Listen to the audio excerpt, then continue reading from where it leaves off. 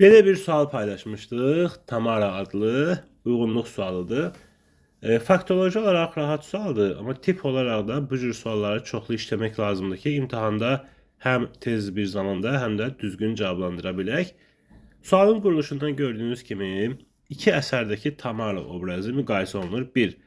Vaqif əsərindəki, 2. Oktay Eloğlu əsərindəki. Deməli, 1 aid olmalıdır Vaqif əsərindəkinə, 3 Oktay Eloğlu əsərindəkinə, 2-də isə ortaq xüsusiyyət yazılmalıdır. Baxaq. Əsirlikdən qaçır. Hansı Vaqif əsərindəki Tamara? Deməli, A-nı yazmalıyıq 1-ə. Yüksək istedadı sayəsində aktrisalıq edir.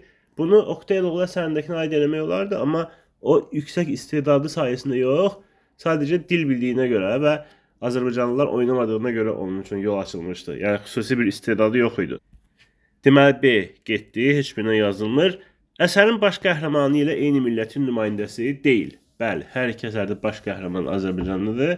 Tamaraların isə biri rusdur, biri gürcü. Yəni, hər ikisinə aid eləyə bilərik ki, baş qəhrəman ilə eyni millətin nümayəndəsi deyil. Ona görə C gedir 2-yə. Resenziyada yalnız sözləri səhv deməsi tənqid olunur. Xeyr.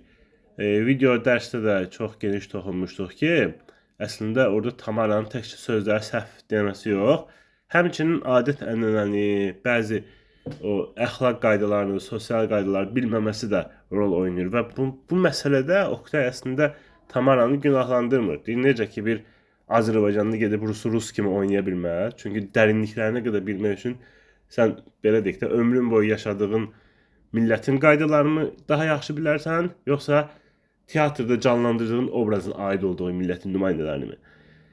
Və Tamara da həmçinin bizə aid, məsələn, orada başmaqla evin ortasına getmək məsələsi tənqid olunur resenziyada. Təkcə sözləri səhv deməsi yox.